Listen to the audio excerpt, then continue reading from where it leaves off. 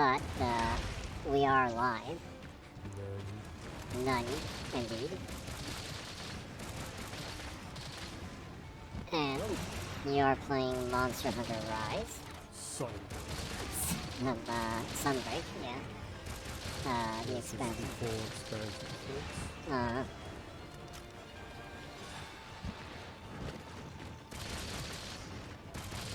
And the other time you played Monster Hunter Rise, it was actually the first time you ever played a Monster Hunter game, huh? Yeah, it was right when I started Rise, and was the first one I ever played. Yeah, and you so had... I was very, very confused. Yeah, you had no idea what to do. You didn't know how to control the game, or start the missions and whatnot. And it was very clumsy, overall. But you stuck with the game, because you enjoyed what you did play. And now you're getting close to getting all the achievements of the game, huh? Yep. How much hours you put in it so far? This one is 500 plus. What the hell? And Didn't this just like come out in March? No, it was late January. But to put it into perspective, I liked it so much. I got World in March, and World I have put 650 hours in. So put together, you played Rise and World over 1,000 hours yes. since January. Yes, just this year. Yes. That's a lot of dedication. Yep. So, long story short, you friggin' love Monster Hunter. Yes. Yeah, and I am very sad that I never got a chance to play Frontier. Oh yeah, the one that was on the 360 and the PS3. That was live only, yeah. Was live only. Yeah. Because when that came out, you actually were away from gaming, huh? Yep. Sad. Yeah, I was too, actually, so. Yeah, it was the biggest mistake of my life. Yeah. With all the mistakes you and I have made, the biggest mistake is to stop gaming. Yes. Yeah, because gaming is awesome. Yeah.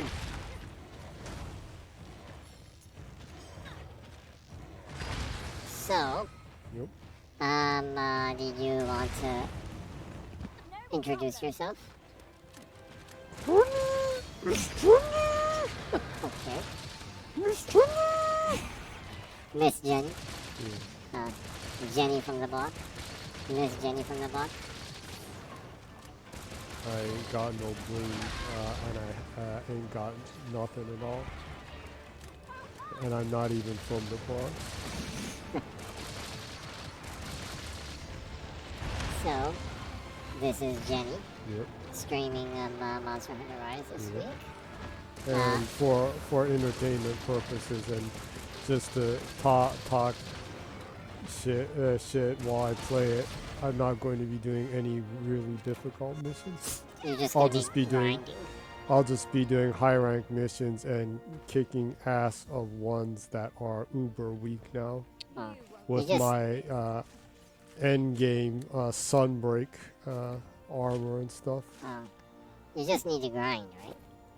Yep. Okay. I'm just at getting all the gold crowns. Yep. Can you get the gold crowns by doing these? Yeah, of course. By grinding these missions.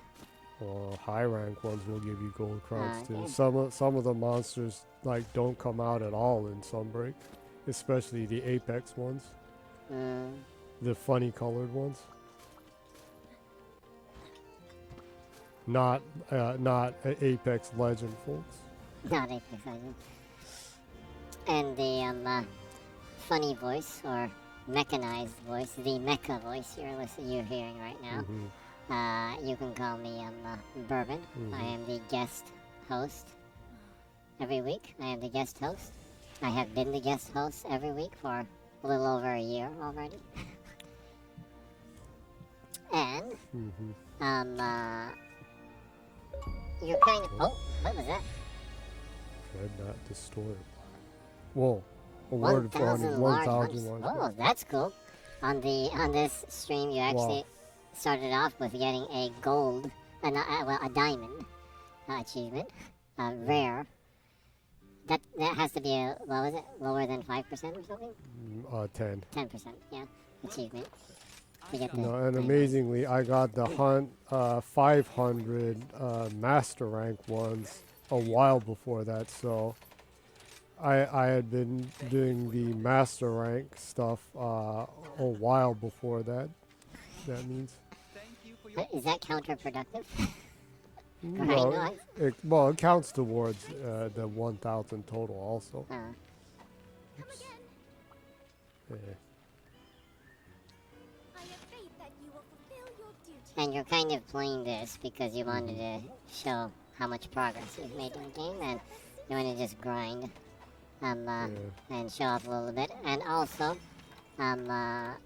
you are doing this because you have decided that this week's stream will be the English stream, will be the last English stream you'll be doing. For a while. Indecisively. Yeah. If there is, if and when there is demand for doing game streaming in English, or when you're up to it, either way, you will. But indefinitely, this will be the last English stream. Yep. Well, basically because the shocking news that no one is crying about. well, that doesn't mean you're gonna stop streaming. You're gonna have Yeah, you're gonna do two the streams. Japanese stream, I will be continuing to do, and and honestly, I only get English comments on the Japanese one and talking English on the Japanese one, so probably not much is going to change other than I don't do one that's fully in English. Yeah, of course, when there are comments that come in English, and even in the Japanese stream, you'll be totally okay with. I'm not mean and ignore people.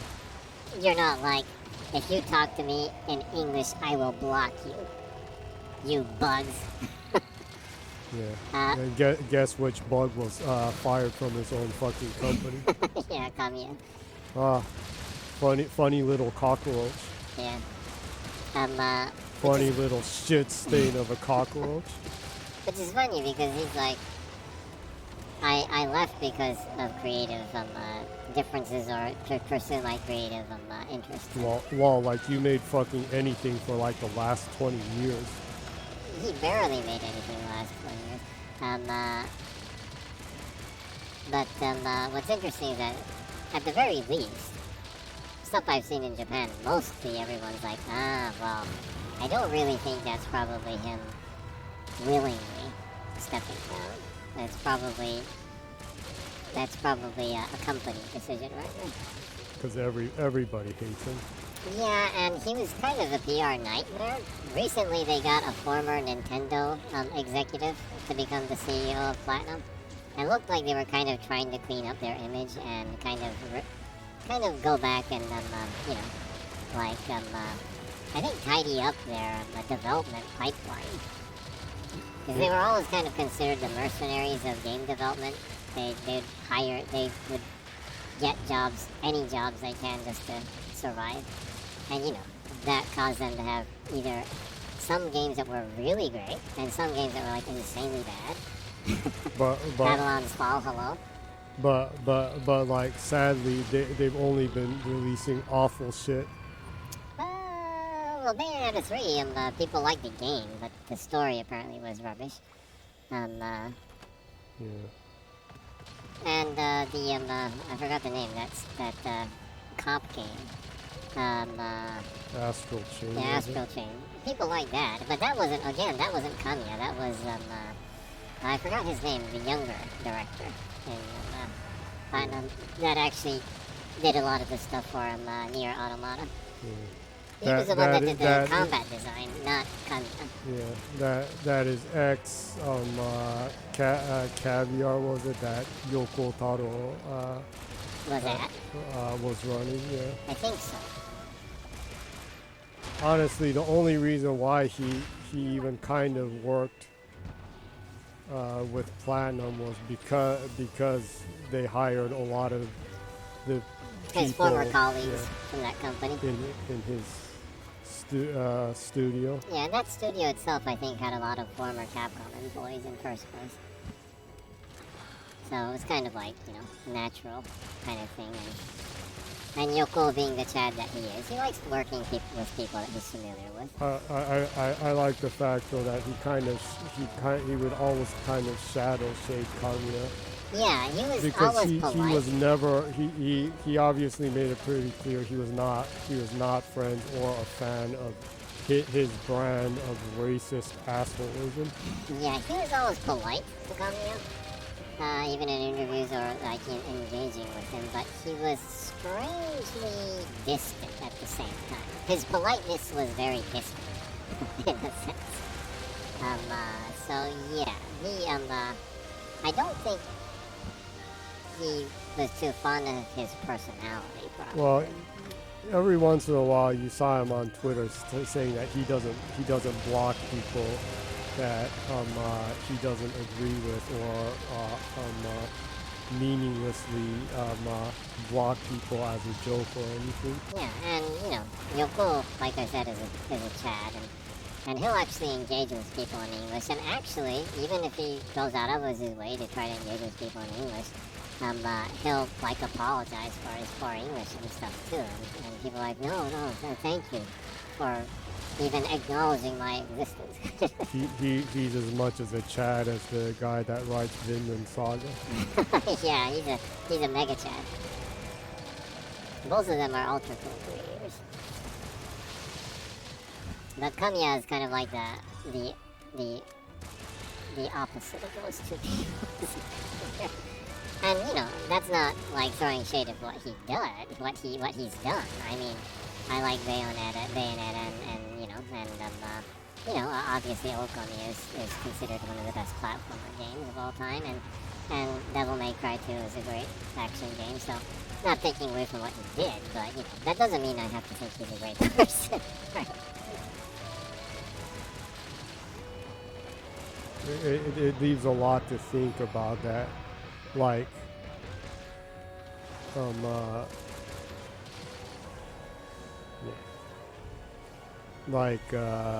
Mikami worked with Platinum a few times, but they never worked post.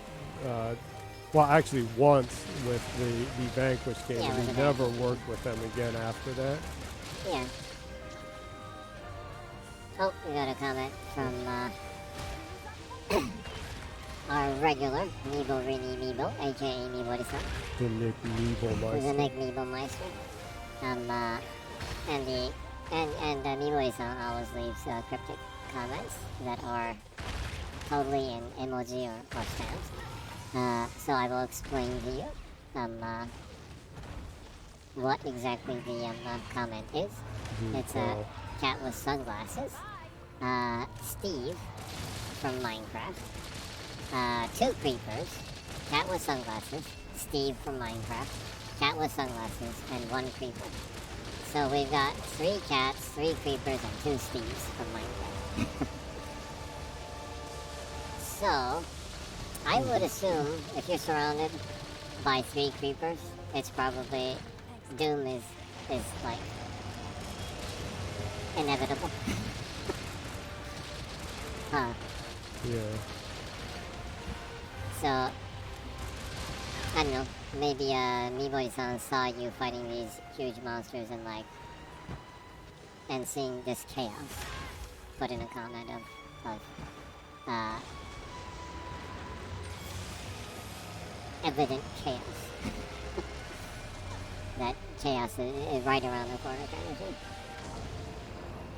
Things might explode from here on. Trying to say that the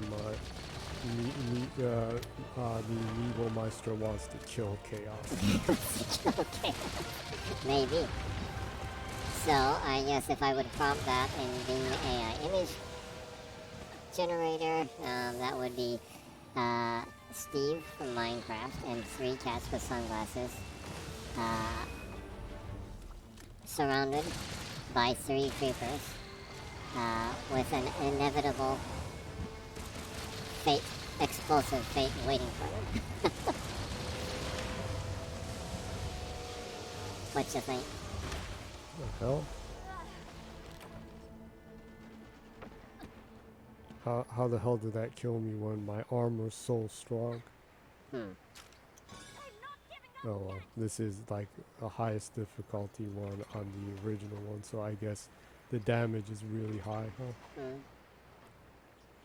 I guess the damage is set unreasonably high. Probably. Of course, almost about to beat it, so it doesn't matter. So, like the Rock said, it doesn't matter. Yeah, so thanks, MeVoiceO, for the comment. I will be prompting that in AI image creator. Oh yeah, and by the way, it's even cooler now that MeVoiceO leaves comments that are kind of good recipes for generating images. Because just the other day, I think actually today maybe, Microsoft updated Bing Image Generator, Bing Image Creator, and it now uses DAL-E3 as its algorithm or image generation protocol to generate images, which is the most recent version of DAL-E, I think, DAL-E3, which will be added to Mohammed Dali. It's done by OpenAI, and it'll be added to Chat, GP, one of their tiers, service tiers or something. So it's actually being added to Microsoft Bing Image Generator a little bit early than that. So you can actually try it out right now, and I actually tested it out to see how it is. Before I tried putting in Japanese, I tried putting in Tsuki no Usagi, of course, who is the heroine of Sailor Moon. And boy, it had no idea who Tsuki no Usagi was. Zero idea. Had zero idea. It had like a moon and rabbits. It literally had a rabbit on a moon. That's what happened. So with the new DAL-E3 image generation protocol and algorithm, which apparently is much smarter and can comprehend your whatever you type in better and create more realistic images. You might want to heal them. It can make much more realistic images. So I tried putting in Usagi, and it's shockingly better. I'll show you later on. It actually is Tsukino Usagi from Sailor Moon. Oh really? It will actually do the right one. Yeah, but looking very realistic. Maybe it'll get the gears right this time. Probably. It actually kind of looks like the stuff that you would expect from like Midjourney and some of those other art AI algorithms. It's a very good quality. So you should it should be fun to test it out and waste a lot of water. Waste lots of water. Each prompt will use about 500 milliliters of water, fresh water, somewhere in the world. Fresh water.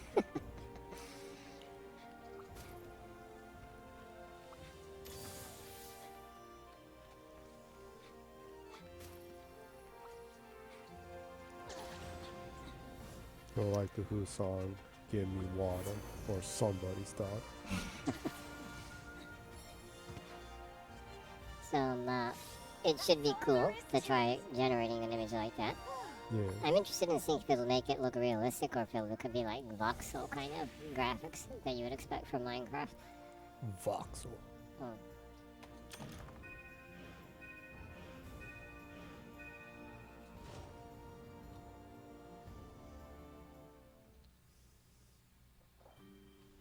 Voxel engine.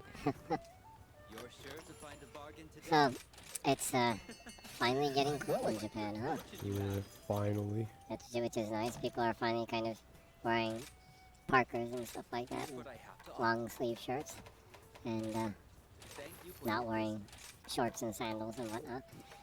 Huh. Yeah. Which is very, very welcome after having the hottest Summer ever. hottest summer ever, and last month too was the hottest September there ever was in the history of Japan. Yeah. The average temperature. Okay. So yeah, Pretty crazy. that was pretty tough. Yeah. It was tough indeed. Yeah, it was kind of interesting because our cat was getting sick of the heat too, and she was like, when there are cool days, she would be like, whoopee kind of thing, and then it would get hot again, and she's like for fuck's sake, and she'd be like irritated and like lie down looking aggravated and stuff. Yeah, and that's even with the air conditioner on. Yeah, so. Yeah, we're eco Chad, so we don't set the cooler at insane coldness.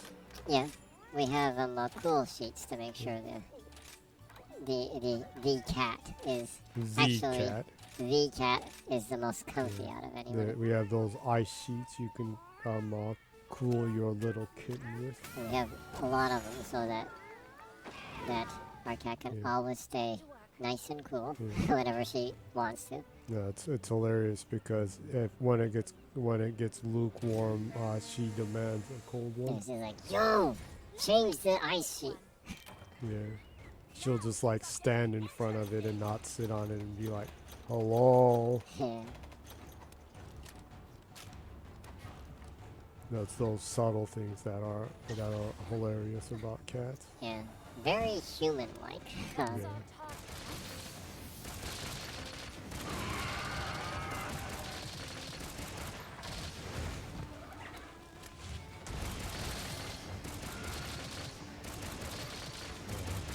It's so funny just kick ass. Yeah, what's sad though is that I would like to play this game, and I even took a lot of time making a character that I actually quite like, but I just haven't had the time to play this game, knowing that it takes so much time.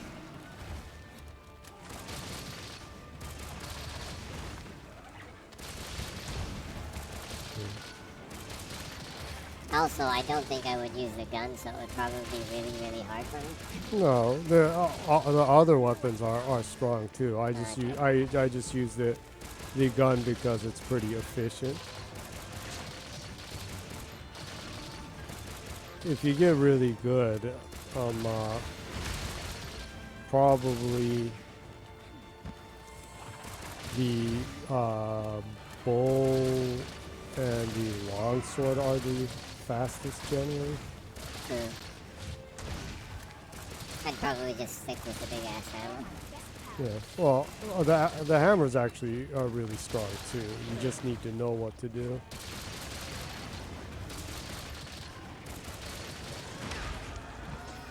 Oh, I actually got that one already.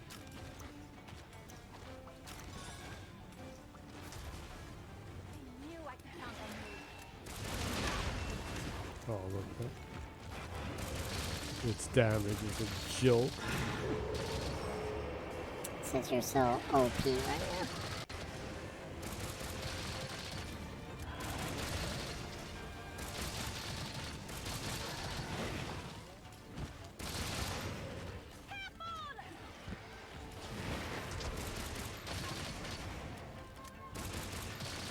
So, what have you been playing recently? Play this in World as usual. I went through several short games. I was doing Starfield too. I've been wanting to start Phantom Liberty. Ah, yeah. I know from you that you need to adjust and do the stuff for your character. So Yeah, I haven't quite gotten into that because of that. Mm-hmm. Oh yeah, there was that rumor that there's going to be an Ultimate Edition of that released later this year. I wonder if it'll be the same shtick as the one with The Witcher, where it's a different SKU and it has a different set of achievements. Well, I would appreciate that very much because I would like to go through it all over again and with a different build and stuff.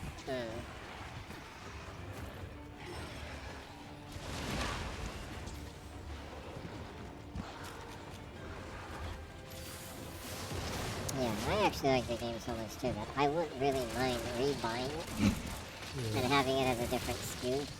Because I've used up all like the save files to keep them save files in different points of the game that I can jump in anytime I want to that I like. Different points in the game that I like.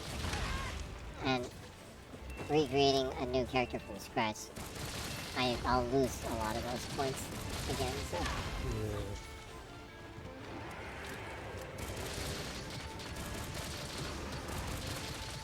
Then again, I could just buy it on PC.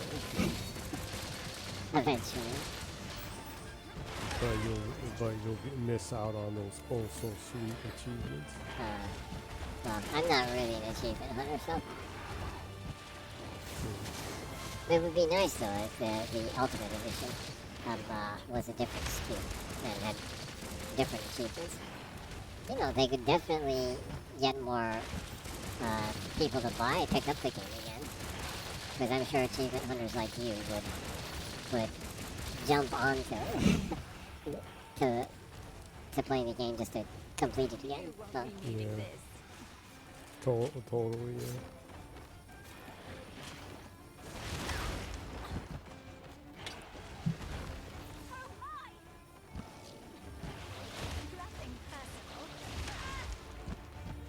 Yeah, I just go through so much stuff and work on achievements so much. I would rather that I use the excuse of doing it for the achievements than to take the time to not get any achievements and go through it again. So.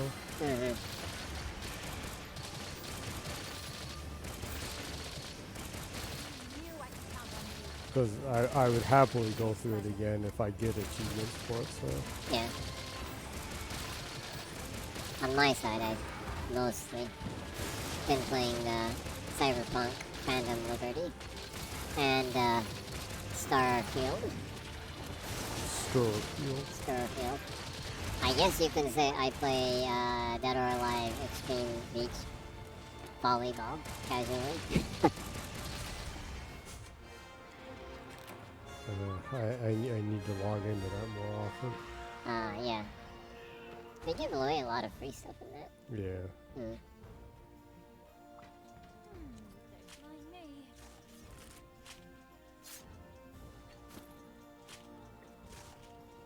Oh, you have a comment. You have a comment from Salia. Oh. Salia says, この番組はご覧のスポンサーの提供でお送りします。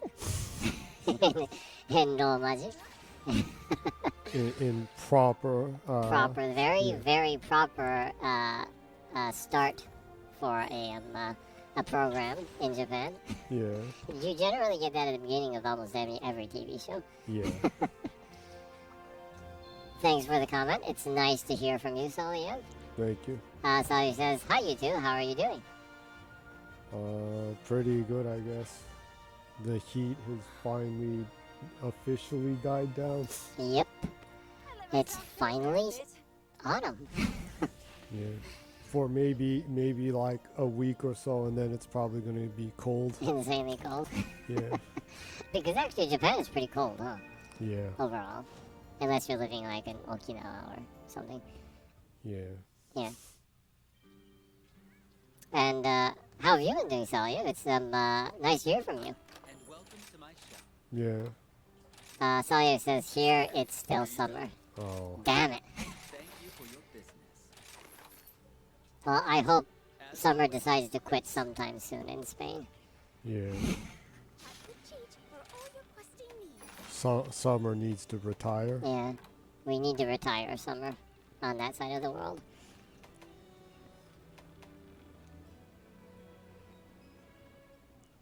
It needs to take a rest.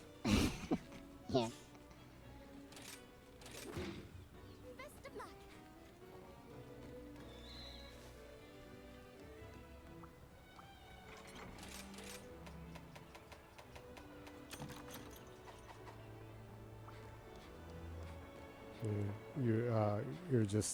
We were just talking about how our cat was sick of the summer too. Yeah. Our cat was just like, when is summer going to end? Yeah. Because there would be days when it's like kind of cool, and then there'd be suddenly a day would pop up where it's hot again. It's like totally summer again, and like, our cat would be like, come on.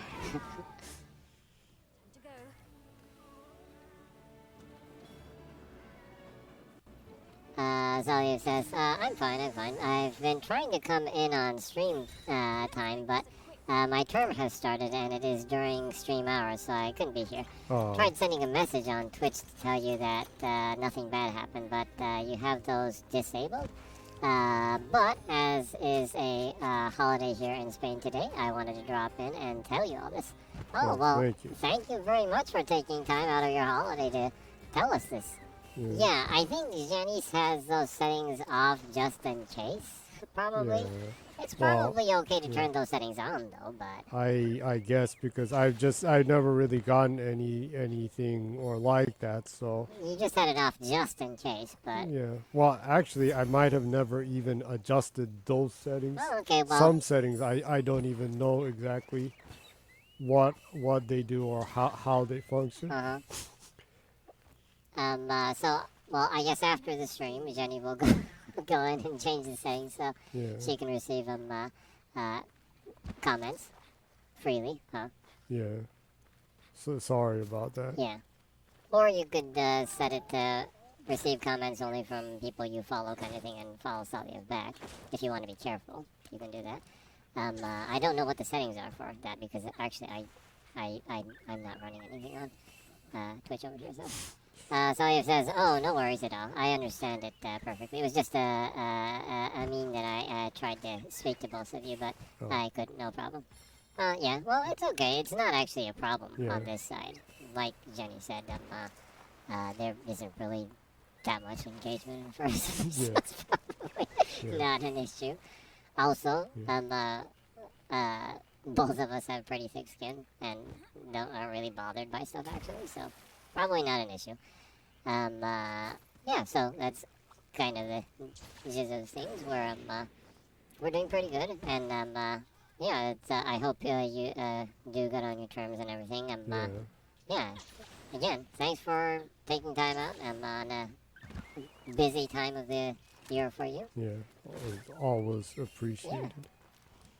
Oh yeah, and just to make sure that you know, at the beginning of the stream, we actually said this, but for now, the English stream, we do 2 streams a week, one in English and one in Japanese. For now, the English stream we are going to take a break on, kind of indefinitely. Of course, if there's like later on, if there's like people asking for it or begging for it, or Jenny decides she wants to do a random stream in English, we will be doing stuff in that case. But for now, 1 stream a week, the one in Japanese, but on Tuesday in Japan time, or Wednesday, I guess. But feel free to drop by if you can, or when you can, if you'd like. You're always welcome. Yeah. So we just wanted to make sure that you were here to hear that. Basically just a thing to kind of save time, and a little bit busy recently, so. Well, actually, I'm like finally going to be doing the stuff I've been working on for a long time. And you want more time for that,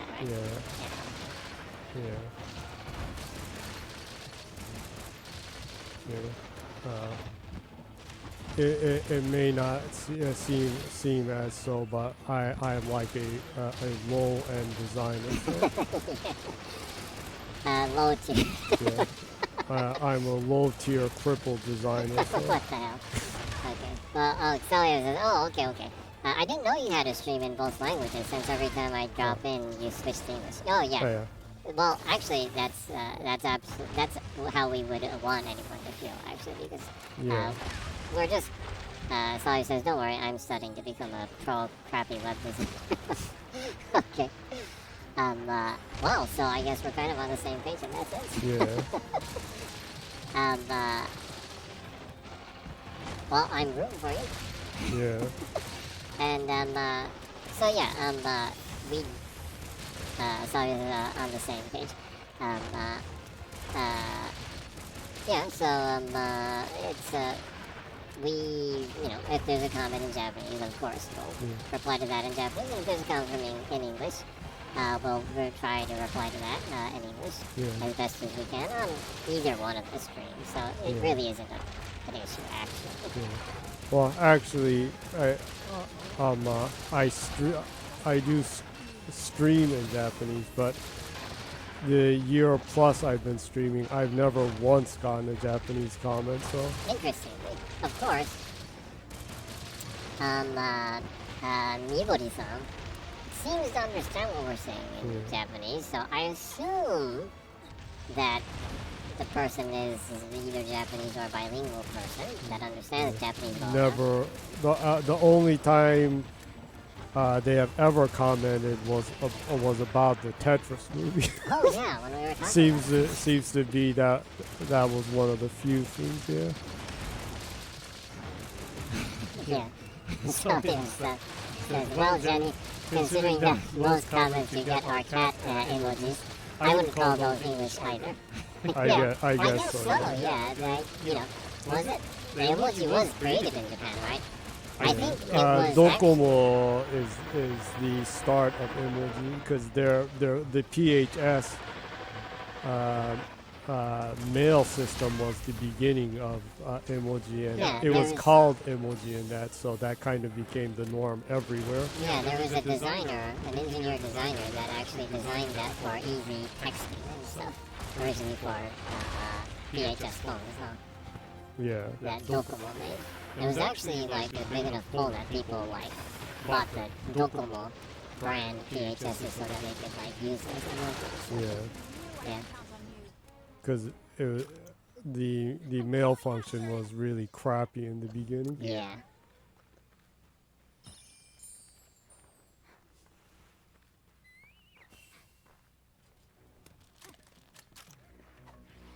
So going back just a little bit, since this is going to be the last English, very loosely termed last English stream, Jenny decided that she wanted to do Monster Hunter Rise Sunbreak because she did do it once before in the stream, and that was like the first time she played Monster Hunter Rise.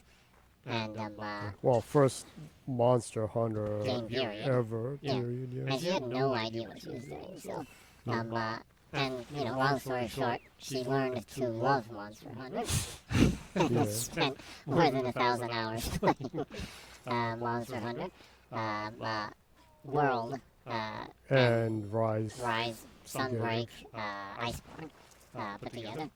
So she decided that she wanted to kind of show off the progress that she made. I'm at least so-so at the game. At least so-so. I ain't no like speed runner, crazy skill type one. Or those people that can make those slow motion like videos of like God tier playing. That person's really awesome. Yeah. Those people who do those like beating so and so with no armor kind of things. Sylvia says, my brother bought World the other day and he made me feel proud. Then he picked the katana and disappointed me tremendously. Yeah, the katana doesn't seem to be a very popular one. Huh. The longsword? The katana? There is like one little larger katana type weapons, right? It's well, I think it's just called longsword to be easy to understand. Okay. That is like the most common weapon, yeah. Celia says the longsword is super popular, but it's horrible to play in a group. Ah, okay. Yeah. Oh, yeah. Well, I totally understand because I do the online one a lot on World, and yeah, it does like it is a general pet peeve when like people whack me with it while I'm like trying to hit them with the great sword, hit the monster with the great sword while I'm charging. Yeah, and also Celia says every time I sleep the monster, there is this katana asshole who rakes it up. Yeah, there are those people, yeah. Celia says in a white golden ring. I hate longsworders way more than the monsters. Yeah. I guess it's not. I guess that weapon is probably designed mainly to make sure that you can get through some of the harder missions by yourself. Solo, maybe? I guess. Yeah. Yeah.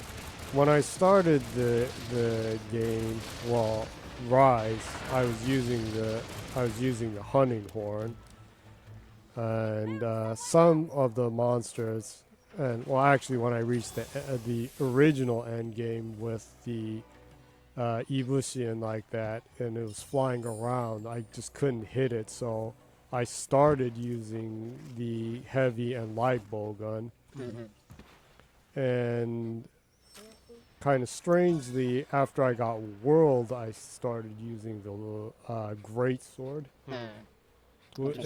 In World, I mainly use great sword, and a little bit of the light bowgun. So a mix of great sword and light bowgun.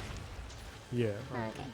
Sully also says they also use the dog in Rise, even though the cat is 1,000 times better. Yeah. The dog is convenient for traveling in the map quick, but yeah, I always use double cat all the time. Yeah, you always have like a lot of crest belongings that you hired for using different like stats, right? Yeah, I have both cats with the plunder thief ability to take stuff off of monsters and pick up material. Celia says, I always go for light bowgun and hunting horn in all games. You're actually using the hunting horn a lot, right? Yeah. When I started World, I was trying to use the hunting horn. I used it some, but I was used to this one, so the one in World is pretty different. Complicated. You need to do specific combos to get the skills. So to activate the skills. I was kind of lazy from this one. That all you need to do is push B B Y Y or Y Y and D Y and D like that to make the different buff combos. Yeah. Yeah. Celia says the hunting horn was really horrible to Rise, but I still loved it too. Yeah, actually, I was watching Jenny playing Rise mostly with the hunter horn at the beginning, and it was actually really fun to watch Jenny playing with that because it is really entertaining, huh? Yeah. I enjoyed that it would make sounds when you hit them, and then you could do the play all notes and whack them a whole bunch of times while you spin around. Yeah. I think that's probably one of the most unique games in any action game, actually. Yeah. And I know that the most powerful hunting horn in World is the Fatalis one. That is a base, and I would really like to get that just because it's a base. It's like a wood base kind of design. It looks kind of like a messed up electric base. Oh, really? That's cool. Yeah, it's pretty cool. I still have not gotten the Fatale though. Yeah. Sawyer says, sadly, the hunting horn in Rise rendered the hammer useless. Oh. Well, that's kind of sad to hear because although I've only played Rise for like 4 hours, super noob, I was just using the hammer because I basically, if a game has a hammer in it, I'm going to use it. Yeah. Yeah, that's what you did in Cyberpunk, huh? You just bashed everyone with a hammer. Yeah. If there is a hammer, I will use it. Even in the friggin' Marvel's Avengers game, I used Thor. Because he has a friggin' hammer. You too invested in hammer characters. Yeah, basically.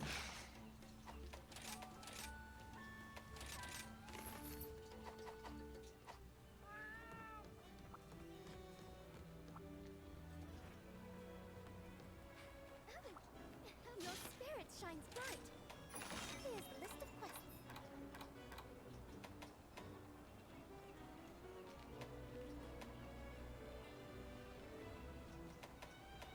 So right now, you're basically just grinding to get the crowns to get the rest of the achievements in the game, right?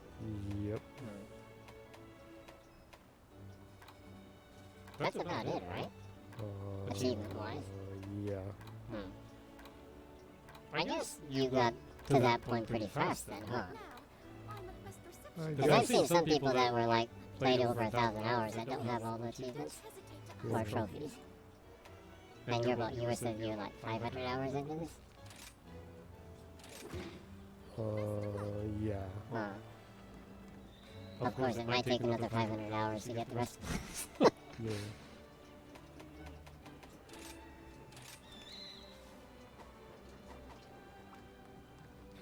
I guess on World I got to that point fairly quick. I just have that freaking flying jellyfish in the ice stage that just will not appear. Oh, really? Yeah, with the endemic life. Man, that thing's annoying. I'm pretending to know what you're talking about.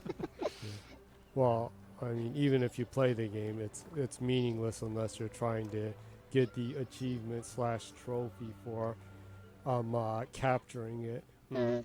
And the freaking thing only comes out at night when the weather is clear. So. Oh, so there's a lot of like rules to getting it to come out. Yep.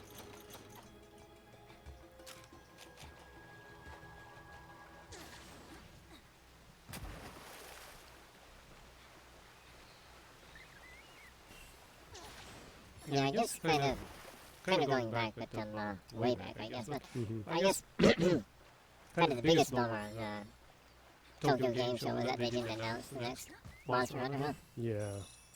Yeah. But I was hoping that they would announce it. Yeah. But I was kind of not really surprised because usually Capcom doesn't announce things that are too big there. Kind of, yeah. Yeah. It's first and foremost a consumer show. And they want people to come and have fun on the show floor. So they apparently did have Dragon's Dogma 2 playable on the show floor. There you are. That would have been cool to play. It looked freaking awesome. Yeah, and as a quasi-furry, it's a dream game for you now. Because it has The cat people. lion people in it. Yeah, there's like a whole, the new part of the map or the world that they're adding is an entire country of those cat beast people. Yeah. Yeah. I'm interested in seeing how the story's gonna go with that. That should be interesting. Yeah. I really need to start that. Oh yeah. Since you watched me play that so much, you probably kind of feel like you did play it. Yeah. I know. I've been hesitant to start it though because There was that because save there's button. there's that save bug that they apparently never fixed, which if you're not lucky, your like 200, 300 hour gameplay will just vanish. Yeah, you need to make a copy of your save file on a USB thumb drive just in case, every once in a while. So that you have a point that you can return to if that does happen to you. Yeah, that's a nightmare. If you lost the game file that was like 500 hours in, yeah, that would be nightmarish.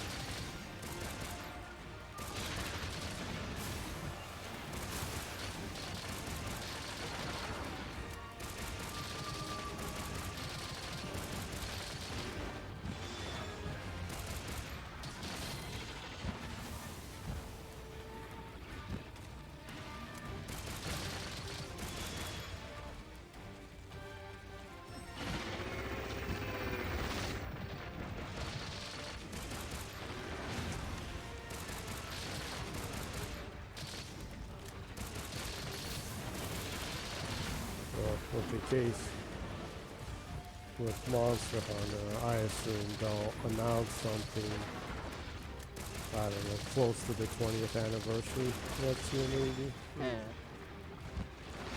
I mean, they are going to do a Monster Hunter event thing on the Exo Primal game next year to coincide with that, so Yeah. I assume they're going to have a lot of Monster Hunter announcements around then, including the new one finally. Yeah, they usually have, Capcom generally has like a half a year, a 6-month kind of PR time frame to really focus on promoting games for like about half a year, so Yeah. yeah. If they already have some events set in different service games they have for it, Mm-hmm. that's probably around that time when Yeah. they would probably announce it to kind of get people hyped for it, I guess. So talk about that. I need to jump back into Exo Primal to get the Mecha Chun-Li and the Mecha Guile. The second season is going to start next week, so yeah. I played a little bit of the game and was kind of waiting for that to start because I didn't want to like do it too much before that and be like tired of the game by the time they added that. Yeah. You're kind of waiting for that season to start. You're like sick of the game by the time they add it.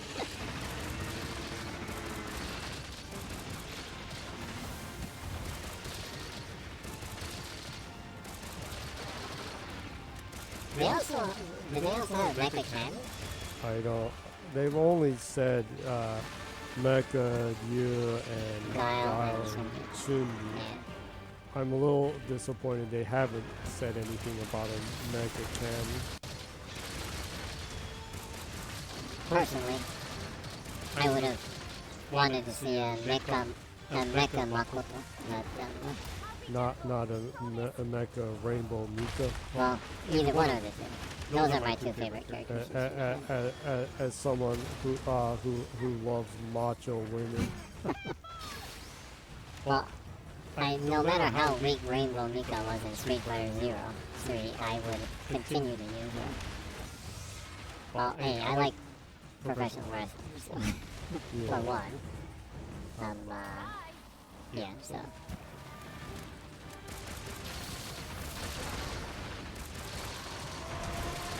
So yeah, Mecha Rainbow Mika would be good. Mecha Mika. Yeah, there's just something special about women wrestlers. Yeah. They're pretty cool, like Asuka from WWE. She was actually, interestingly, I'm not sure how many people from the West know this, but Asuka from the WWE used to be an assistant while she was a female wrestler, women's wrestler in Japan, on an Xbox-centric show that Microsoft made. She was the like assistant on the Inside Xbox show Yeah. during the Xbox 360 era. Yeah. Together with Matsui Munetatsu, Which is one of the editor-in-chief for the then Famitsu Xbox 360 magazine. Yeah, he was also worked for Famitsu Dreamcast and Gamist, and I think before that a PC, Gamist. yeah, a PC publication called Techland or something. He's been a journalist for like the mid 80s. Really cool guy. Probably one of the nicest game journalists I've ever seen. Anywho. Really random. Well, that's basically what we always do on this. Talk about like who the hell knows this kind of trivia stuff. Yeah. Sometimes I even surprise myself how much, like, I don't know, you could say useless information that I've Useless information that your brain decided to keep store. Yeah. Your brain meaninglessly. Yeah. It's like, out of all the things that I learned, why would my brain decide to memorize this? Yeah. Boy, that does happen, yeah. That happens way too often, for me too, actually. Yeah. Yeah, the really important stuff I can't remember.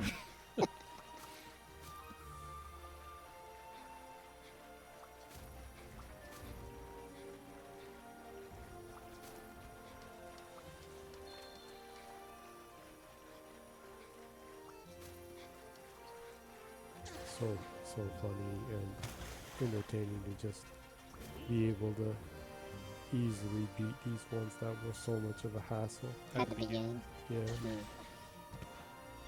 let myself go there a bit. Yeah. I guess that's one of the things that is very well designed about this game. Is that it, well, watching you play at least, it always makes you feel rewarded from getting better at the game and improving your character and your gear and everything. Yeah. It always feels rewarding, and you feel like you're making progress. Yeah. I think any good game that has like RPG elements or any kind of service element to the game Yeah. always makes you feel like you're rewarded for, making progress in the game, or you're always feeling like you're growing or getting better at the game. I think that's critical for any like game that has even small elements of service in it. Yeah.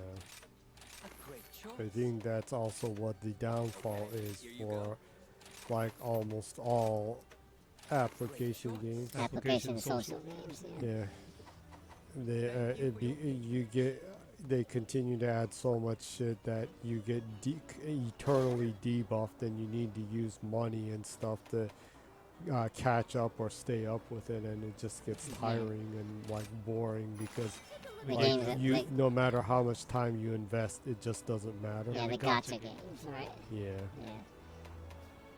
That's another I guess that's why ones like the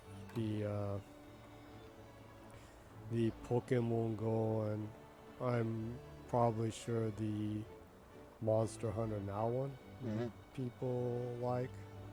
It Right, seems like that's a lot good. of people are playing it. yeah, people that I know of say that actually they're really enjoying the game. I'm sure it's fun and all, but I don't know if I want to invest in Yeah. in an app game, and Not anymore. yeah, I don't spend too much time on my phone when I'm outside, so Yeah. yeah. You're a little bit more invested in reality when you're out. Yeah. It's not always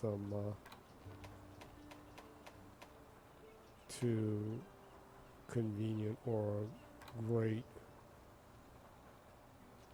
to have to worry about your data bandwidth either. Yeah. Right now, I'm a quest receptionist. Yeah, because I don't really watch movies or stuff on my phone, so I don't have like one of those unlimited plans. Yeah, you actually barely use your phone. Yeah. Wow. Yeah, actually, I myself am not in any of the streaming services. Yeah. Yeah, my sister's in some, and I just watch some stuff. And like you're in the DMM one that is like only animation and like And like tokusatsu stuff like hero Ranger stuff. things and hero stuff, yeah. Yeah, well, I always think I need to go back and watch more of those shows because the ones that I have seen are so great. Yeah, the original one is hilarious. Yeah. And it's like Gorenja is so awesome. and like it's hilarious and straight and the enemies are like really straight up terrorists. They go around and like shoot machine guns and kill scientists and stuff like that. Yeah. It's surprisingly violent by now standards. Yeah. Back to work. Because like all the 5 Rangers are the sole surviving members of like this special Operatives. operative unit that were being trained to like Become do super soldiers yeah, or something. super soldiers. And then the like enemy organization just went around and like shot up all the people with machine guns and like blew up the facilities and stuff like that. It's like crazy. But it's like that. This is the kind of crazy we need. Yeah.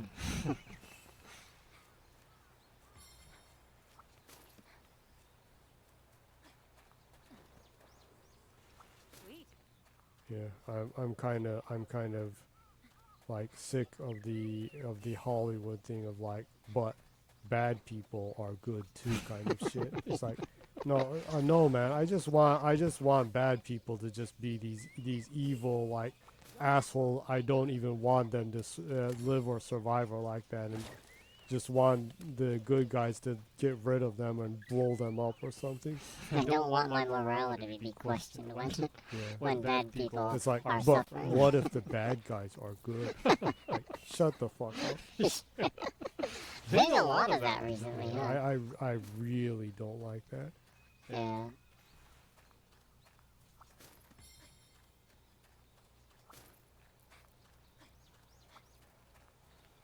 I'm not sure if that's exactly the best angle in telling the story of a bad person.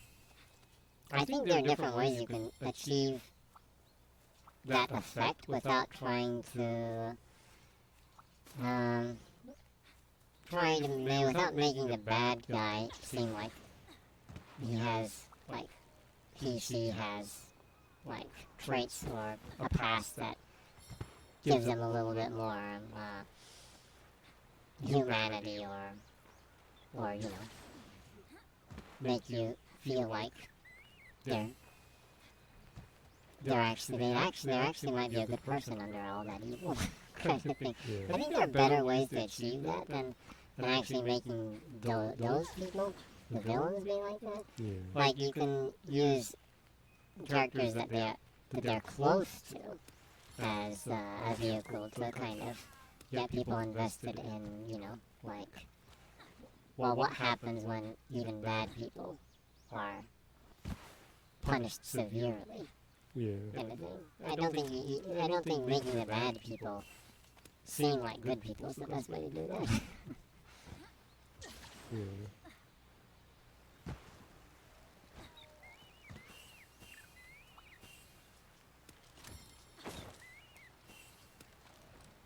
Because I refuse to think there are any layers of good in like people like Elon Musk and stuff. Yeah.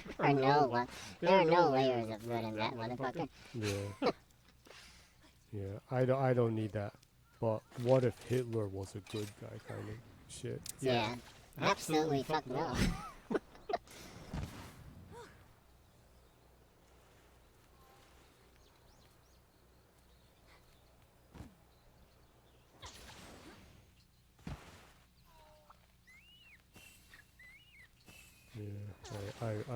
I really don't like that. Yeah. I think that like trying to give empathetic like villains is just like cheesy. Yeah. I generally agree with that too. And if it's done, it needs to be in a way that is not. It's not easy in a sense, right? And a lot of that kind of storytelling in Hollywood is like kind of a really easy way of getting out of that, you know? Trying to make like easy drama, right? Yeah.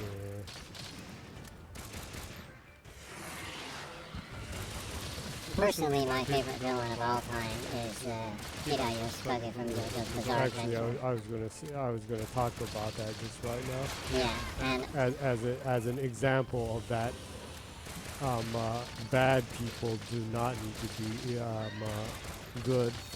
yeah, and I really like him as a villain because there is nothing good about the dude. There's every layer of him is bad, and even in the story, even his perversion is gross. yeah, every single thing about him is terrible, and even in the story, they actually like Alex says, they actually give some story arcs right there that he could redeem himself. Yeah, and he even puts those points in of that when he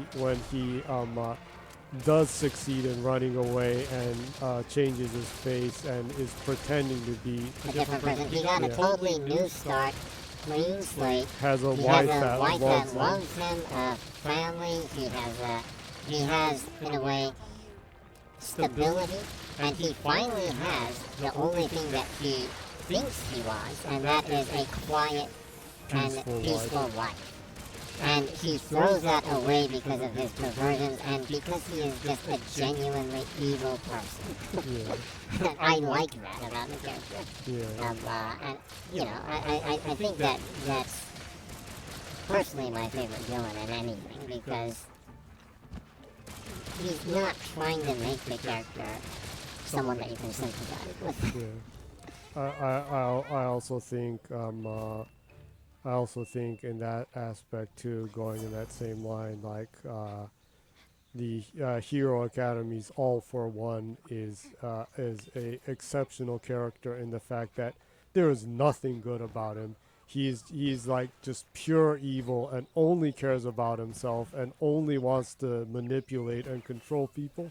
And on top of that, his version of evil is so shallow. Yeah, And I think that's kind of the point. Yeah, that's the point, and He's and just how so he shallow. takes advantage of this kid that is like emo dweeb, like nobody likes me, nobody helps me, I hate everyone, kid, and be like, I'm gonna make you my successor, and you can destroy everything, you can take over the world. I'll give you the strength and teach you how to do so. And like the kid's like, well, I'm going to take advantage of this guy and learn all I can from him, and then I'm going to like get rid of him. And then lo and behold, when he gets the chance, he just takes over the kid and is like, you know what? I was only raising you because I wanted to fucking make the life of the one person that almost killed me miserable and get revenge, and I wanted a young new body to take over so I could live forever. Yeah. Everything about the character is just insanely shallow, which I think is good. I know some people will be like, well, the character is so shallow, that's not entertaining as a villain. But actually, I think that's kind of the point. He's just so shallow. Yeah. And I mean, I think it's interesting and morally valuable of how Izuku says even about Tomura, of how he's childish and what he wants is like so shallow. Yeah, well, he makes sure that that's kind of obvious as a pointer right there. Everyone always like talks about Tomura even in the beginning of that he's childlike, that he's so, in a way, empty and small and shallow. In a sense. Yeah, and gets so upset when things don't go the way that he wanted it to. Yeah. So I think that's kind of the point of his of the evil that he's trying to show, and that it's really self-centered. Evil is really self-centered and shallow, and there's not really much motive to being self-centered and shallow, other than that, the obvious things. Yeah. So, yeah, I think that's, in a sense, of good villain. Yeah.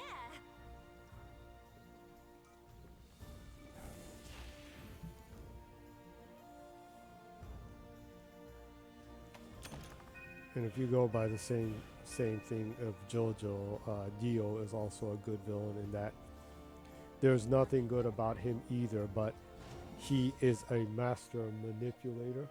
Yeah. In like telling people what they want to hear. That's his main thing, is that he just tells people what they want to hear, and he's good at knowing what people want to hear. Here you go.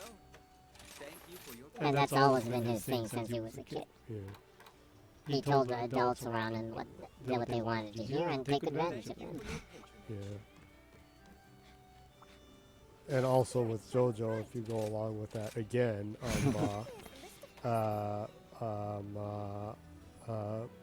Pucci, Priest Pucci, Yeah. is a fantastic character in that he is totally evil, but he believes what he's doing is good. Yeah. Which is kind of the scummiest of bad people that they are. Yeah, because People that insist that they're doing good. yeah. He's like, I'm only trying to save humanity. I'm only trying to do good. It's like people don't understand that there is a higher good or like that. Yeah.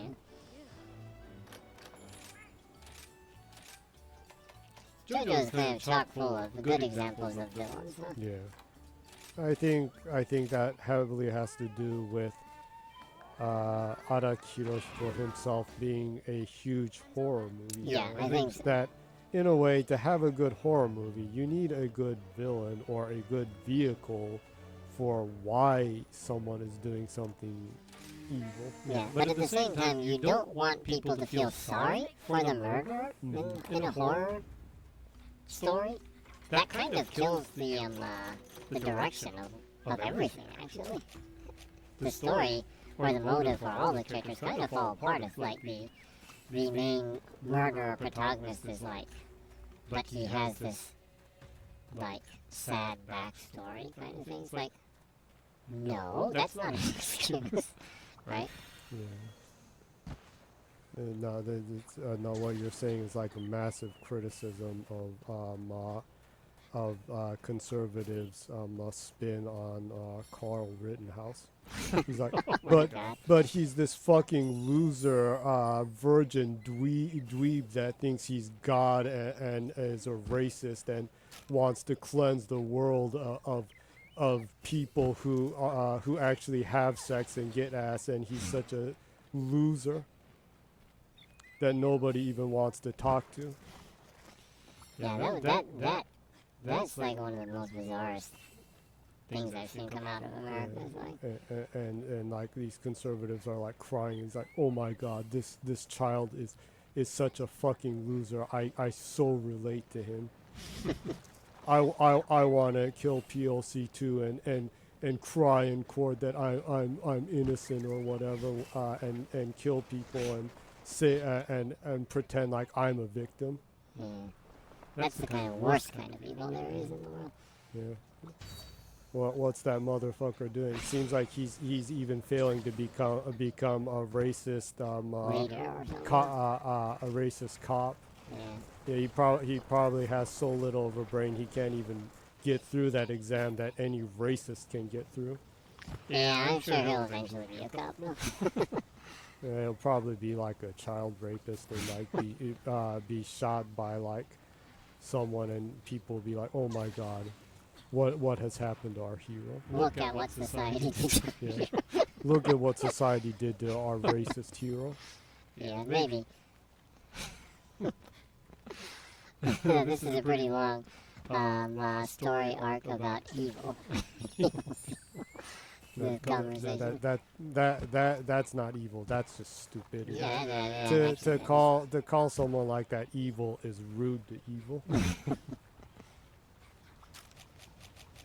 Like Hitler would be rolling in his grave. Like, do not compare me to this like racist virgin pig.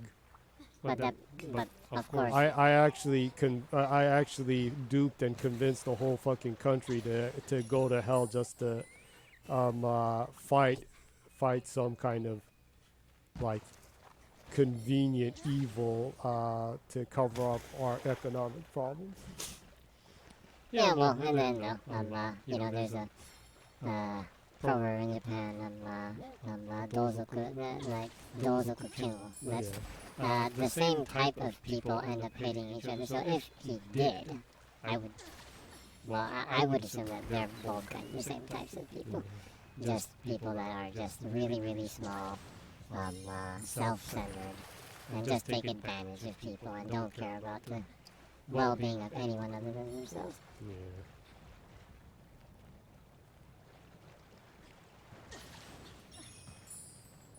Yeah, the current like GOP is totally that. Like, there's the joke thing that happened like last week of that they kicked out the House Speaker, which they like perpetually were like refusing to vote in because like he wasn't doing a good enough job or whatever. It's like, huh?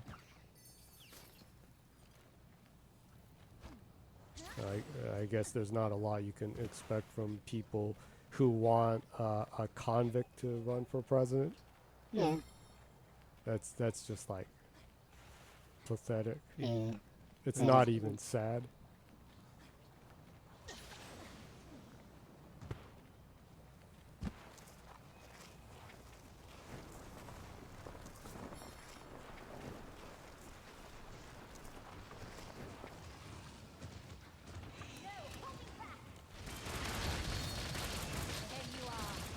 Actually, talk about JOJO.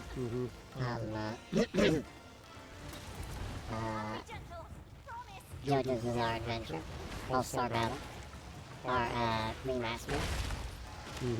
The second season pass already is on sale.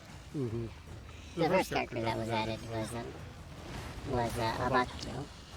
Oh yeah. Yeah, but they just like a couple hours ago, they announced the second character that will be added. Oh really? Yeah, and it will be Fungami Yuya. I'm not sure if you remember, but Fungami Yuya is the... Yeah, I remember. Yeah. I won't say it to ruin it. Go ahead. Yeah, Fungami Yuya is the person who has the stand highway star, which in the West is known as, I think, Speed King, since legally they can't use the names that were used in Japan for all the stand. What? But Speed King is also a Deep Purple song. Yeah, exactly. And I was like, what? Yeah. Highway Star is not okay, but Speed King is? Yeah, actually, Speed King is an insanely dope Deep Purple song. Yeah, Speed King is awesome. The classic level. Cause I'm the Speed King. Yeah, it's a pretty cool song. So I was kind of surprised by that. Because I haven't read any of JoJo's Bizarre Adventure in English, so I'm not that... I don't know the names of the Western versions of the stands very well, but I saw the announcement for that in English, so I was like, oh, what? They decided to give the character, the stand, a different Deep Purple song? Yeah, that's okay. Kind of strange.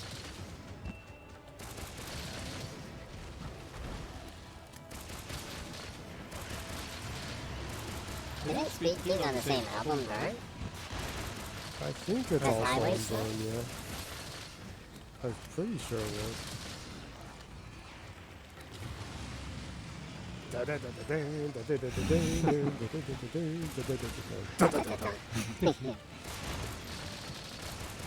There's something nice about like classic metal that every once in a while you want to go back and listen to that stuff. Talking about metal, actually, did you see the thing where I was saying that in Alan Wake 2 that the old gods of Asgard will be in it? What? They will? Yep, the old gods of Asgard will be in Alan Wake 2. And interestingly, there will be new songs by them in it. They were pretty old though in 1. Well, it could just be Alan Wake's idea of what the old gods of Asgard are in his mind. It could be a nightmarish version of them. But also, interestingly, they announced that there's going to be an actual real album of them called The Rebirth that you can buy in the real world, not in the game. It's called Rebirth Greatest Hits. And it's the old gods of Asgard's best album. Featuring just the songs that are that they had it. Yeah. And I guess songs from the first game and maybe songs from the second game. And those songs were all written and performed by a different metal band that actually exists, the Poets of the Fall. Poets of the Fall is the band that does the music for Old Gods of the Asgard. But yeah, I was just, we were talking about metal, and the Old Gods of Asgard is kind of like classic metal. So, really enjoyable in my opinion. Yeah, It's kind of nice to see that. The farm stage area in Alan Wake 1. Yeah, the fest, the metal fest. The metal festival stage one where you need to keep the stage lit. With lights and everything. Get through the night. You use those lights throughout the night and kill the demons with them. And use the explosions on the stage. Fireworks and it all. Yeah, that was one of my most memorable stages in Alan Wake 1. I really liked that stage. Yeah. And of course, I really liked the Old Gods of Asgard. Yeah.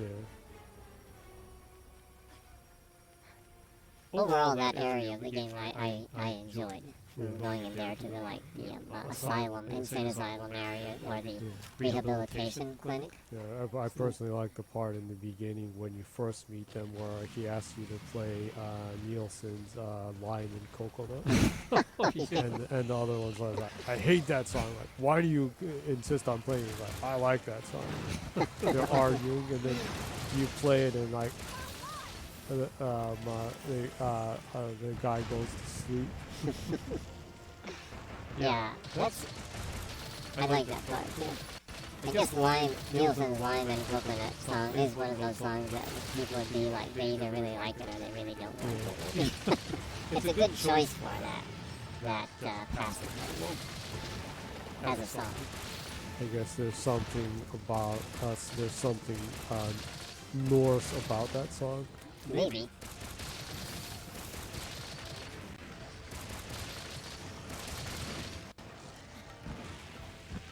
Man, I hope Alan Wake sells good. The second one. It's kind of not really being released in the best timing. Yeah. I mean, well, It's really crowded. Yeah, I kind of feel sorry for them because I'm sure they released it intentionally in October because it's Halloween. So Yeah. it's like, why is everyone like cramming everything into October kind of thing is happening? So. But of course, there aren't really any prominent horror games coming out this month, so hopefully. Yeah, well, that's what I was saying too. That's like the only horror game that's actually supposed to come out. Yeah. So hopefully it reviews good and there's good word of mouth and people pick it up. Apparently it takes about it's one of the longest games that they made. Yeah. Well, you do use 2 characters, so I guess they want you to experience both characters. Yeah. But even it being like one of the longest games, they said the story you can go through in about 20 hours. And I was like, I spent more than 20 hours in Control,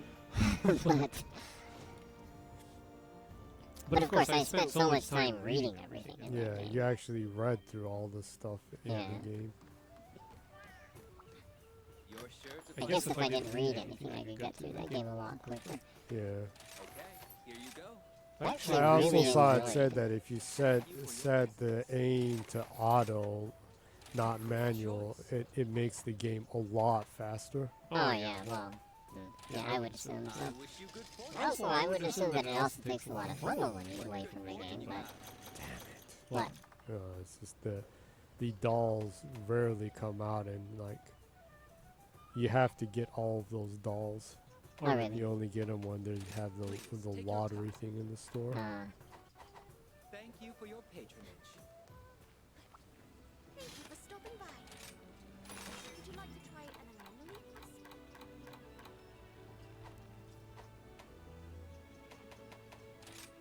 test? Anything interesting going on? Interesting? Well, not exactly interesting, but... I did read that, like, you know, the canceled Hyena game from Sega. And, was it Creative Assembly? Yeah. That apparently that was the most expensive project that Sega was making Oh, in really? the history of Sega. What? And they decided to cancel it? Yeah, reading about the stuff, apparently there's probably a good reason why they canceled it. Oh, really? Yeah, I don't know, just it seemed, if it's true, what I read about it, it seemed like there just wasn't very good creative direction in that game. It started off as like a pitch, that was like, development started after Aliens Isolation apparently, which was very well reviewed and people loved the game, but it didn't sell great. And they like pitched a game that was kind of like the Tarkov game, meets some of the other, you know, looter shooter kind of games that were getting popular at that time, but a little bit more survival than it was than the game they ended up making. And it was more gritty, apparently, aesthetically.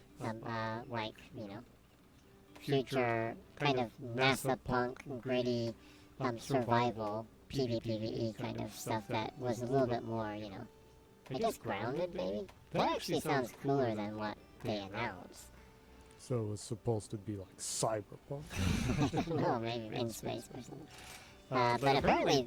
Cyberpunk is... Oh, wait, no. Cyberpunk is for a in second, space. I got it mixed up with Starfield. Yeah. But apparently we got like Neil Blomkamp in and had him consult on some of the stuff. That dude like ruins everything.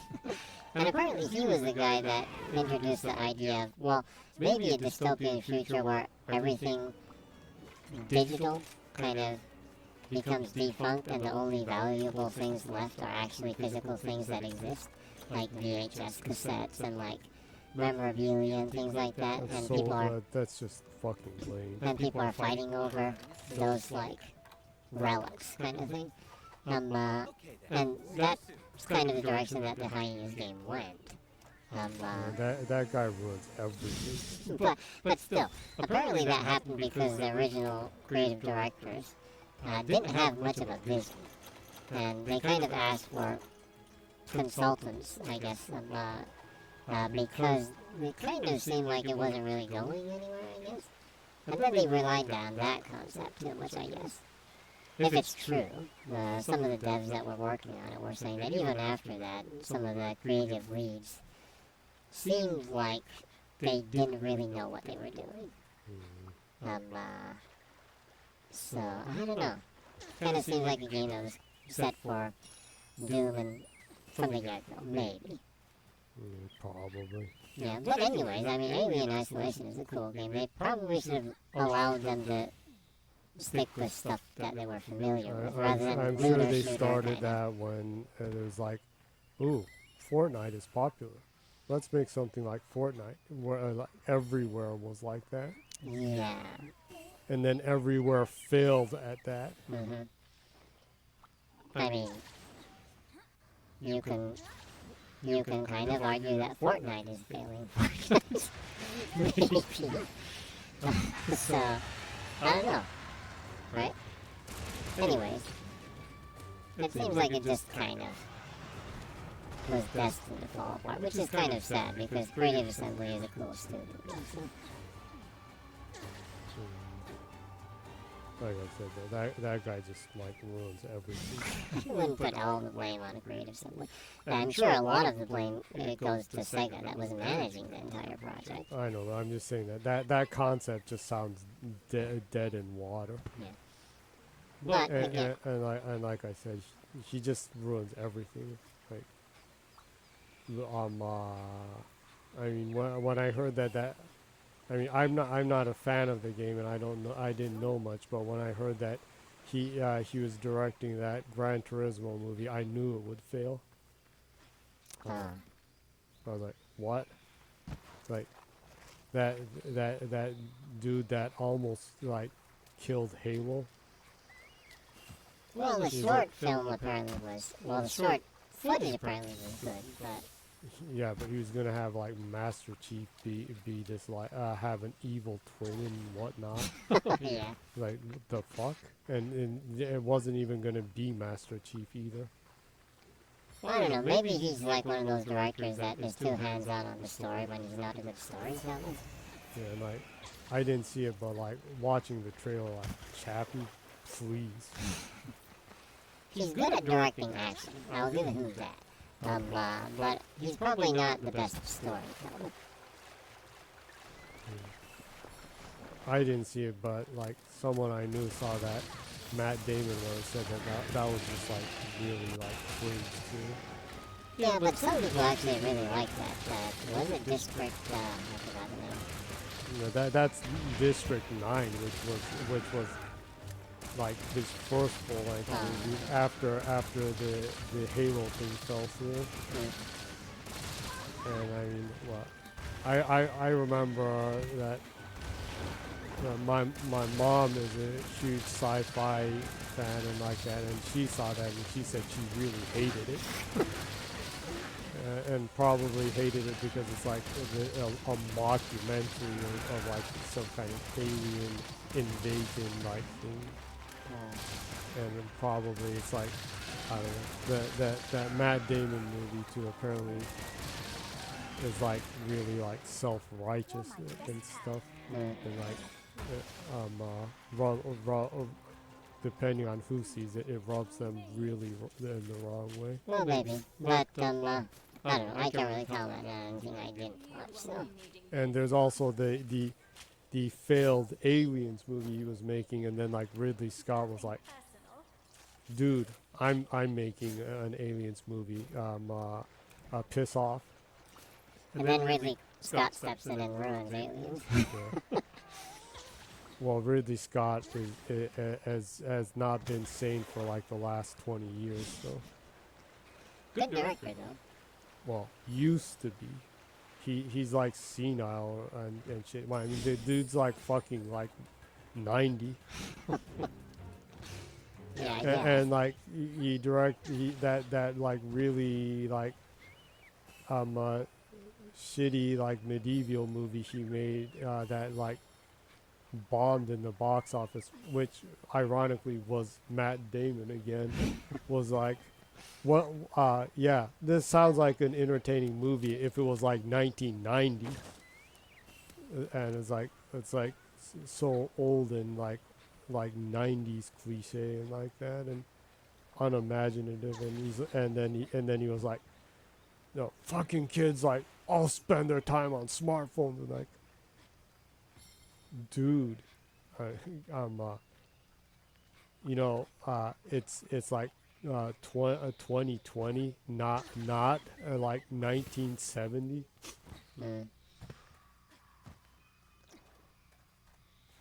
Well, again, like I said, I can't really comment on the things I didn't see, so don't really have much of an opinion on that.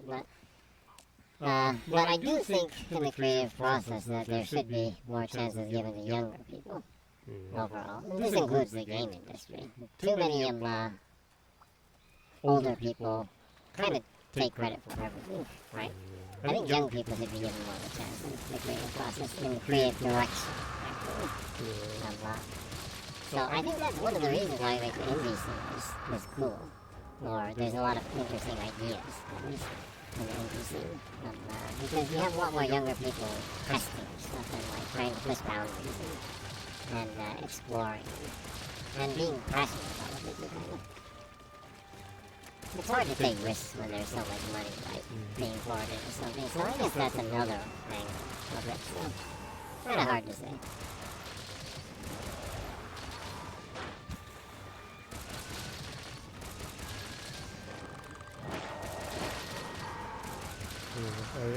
I do think that is a major problem.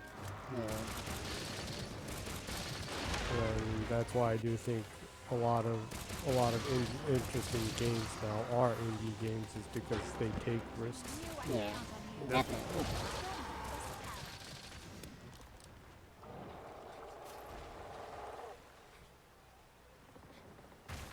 I mean, I saw someone talking about it too, but like the Callisto Protocol game, like sold like almost 3 million copies, and they're saying it's like a failure, and the creative director left the studio and like that. It's like it like fucking sold 3 million copies.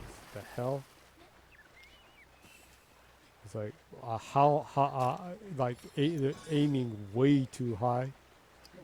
Oh, their target for how much, setting the budget for how much they want to sell, kind of thing in the first place. Yeah, with AAA, I think they really need to reevaluate the budgets for things in AAA. It's like ridiculous. Yeah.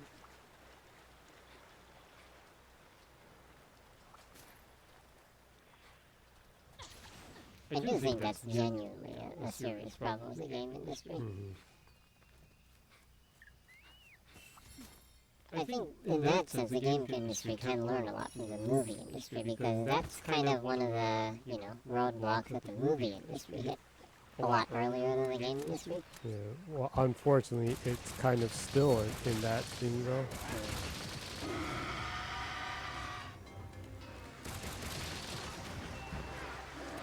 They're like remaking movies from like 2015. It's like, what in the hell? Yeah. You're kind of seeing that in the game industry too, though, right now, with so many remasters and remakes and stuff. Yeah. I think like Capcom is like one of the only places that actually do remakes justice. Oh yeah, they don't make a cheap ass remake like that, or meaningless ones. Yeah. It's different enough that you can actually go back and still enjoy them. Well, like, you scream Code Veronica, but Yeah. if they do end up making a remake of Code Veronica, I assume that would be so different that you could still go back and play Code Veronica and enjoy it for what it is.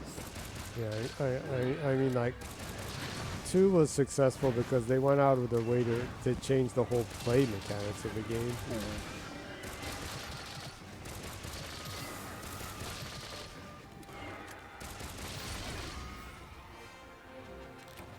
But still have the very well thought out flow and map designs and everything. Yeah. I mean, it has all the gimmicks and the themes and the flow and in a way the map too. It's just an insanely well made new version of the original map.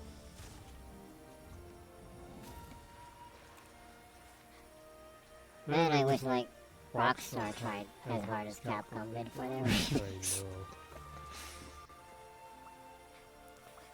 know. I mean, the Red Dead one was so much of a hack job. The 360 back comp upscaling is better than the one that people had to pay full price for. Yeah, and then there are things that happen when people like complain so much about it that they added if you play the PS4 version of Red Dead Redemption Remaster on the PS5, they added a patch that you can actually finally play it in 60 frames per second, which is awesome and cool.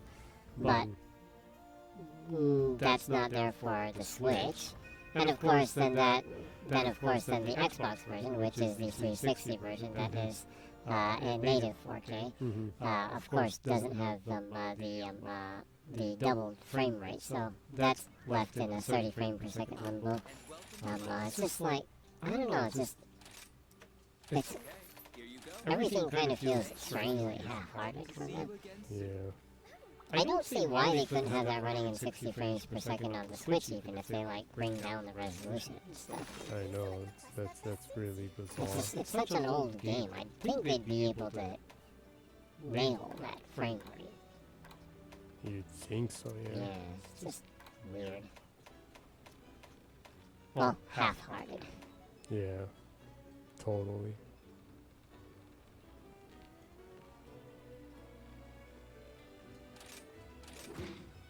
Take care.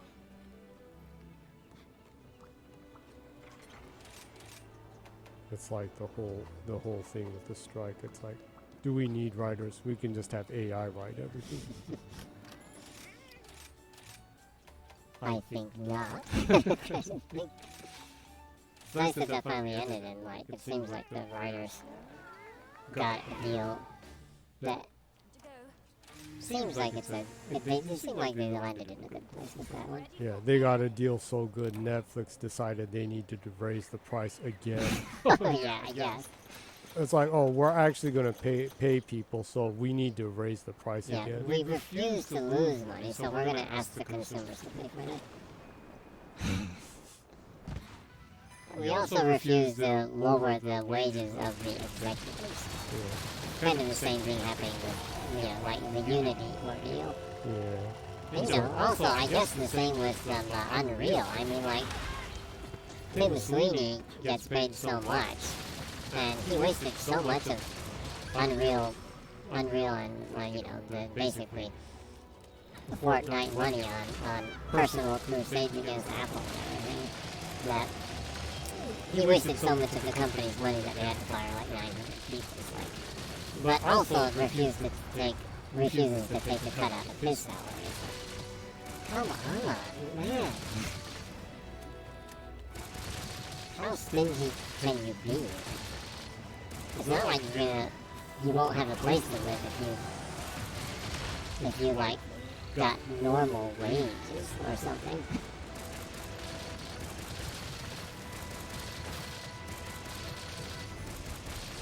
If I got normal wage, I'd have to live like a peasant.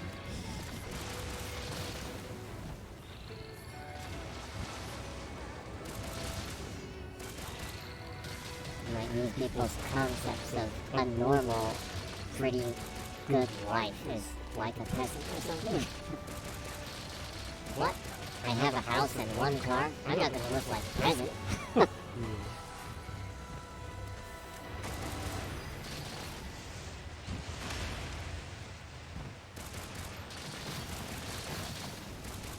can't torture myself with just a single house.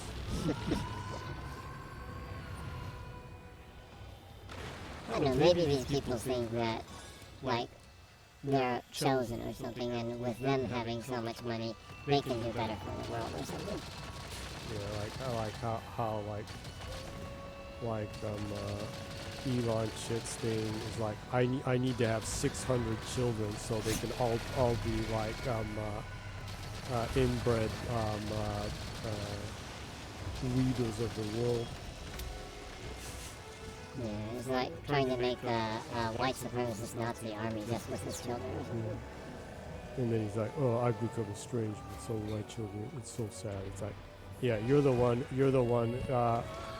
who made them estranged because you're like a fucking homophobe, transphobe, pedophile.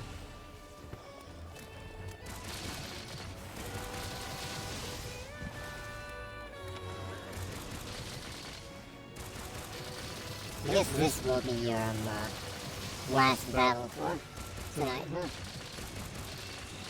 Oh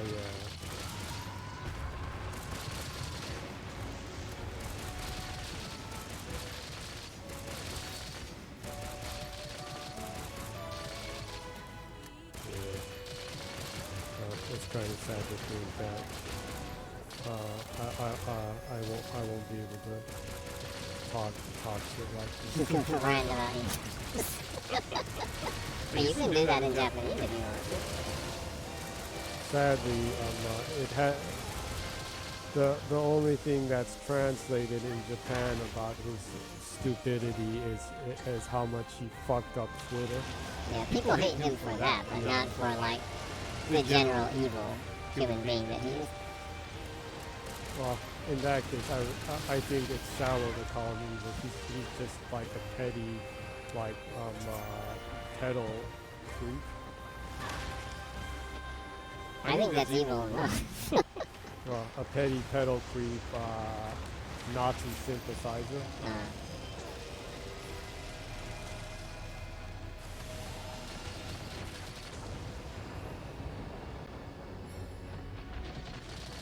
I think someone put it well when they said that a good way to judge any person's character is that if they're a Nazi sympathizer, you do not, there's nothing good about them.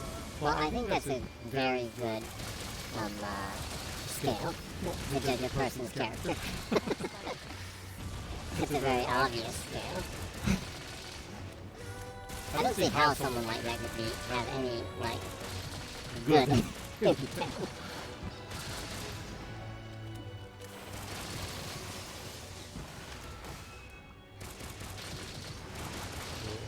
think that is a very good skill to look upon people.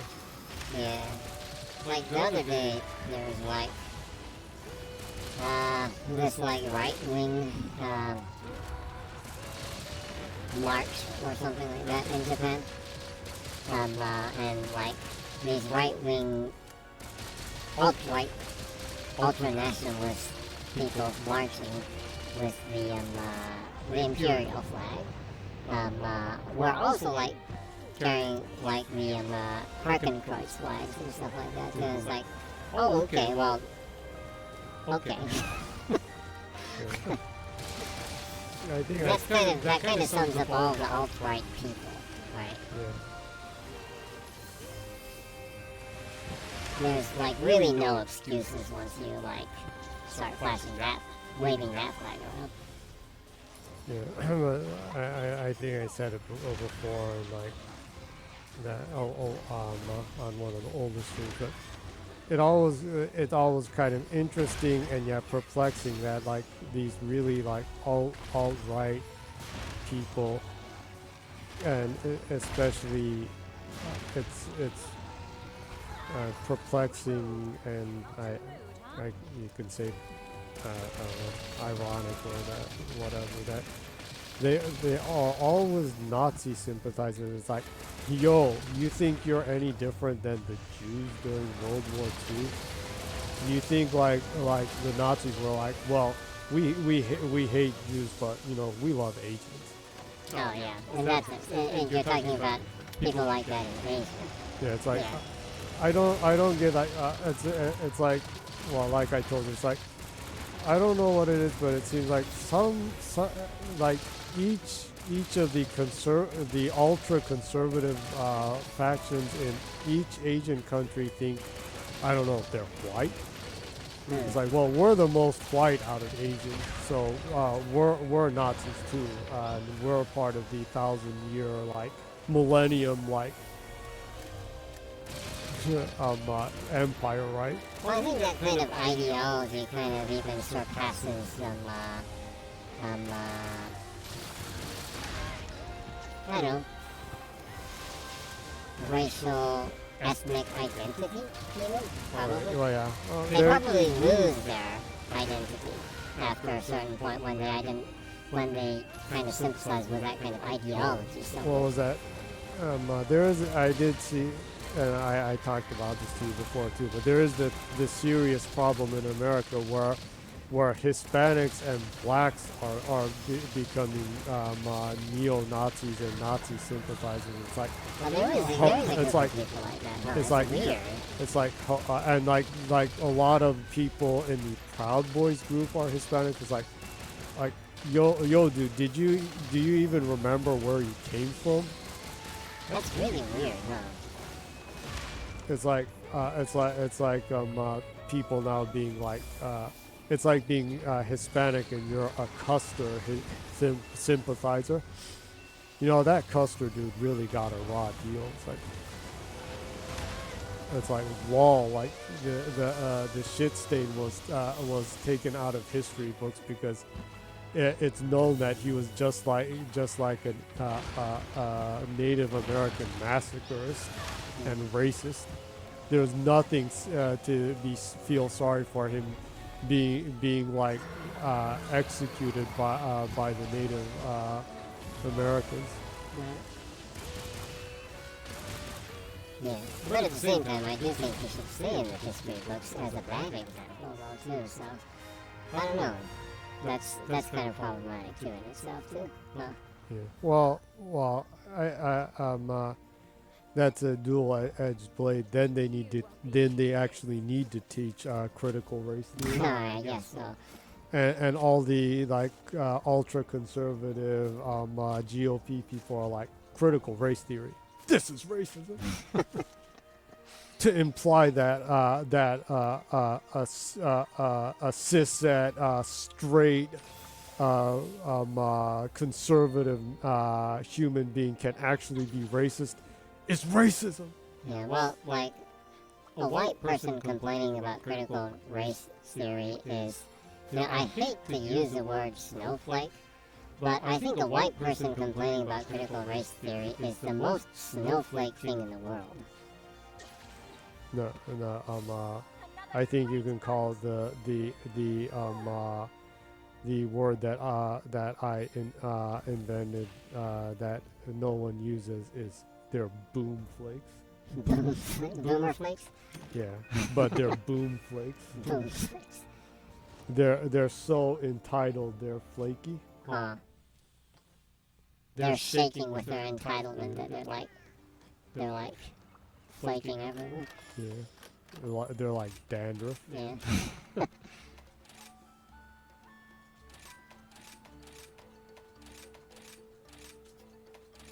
Well, the stream kind of made a strange turn in the conversation.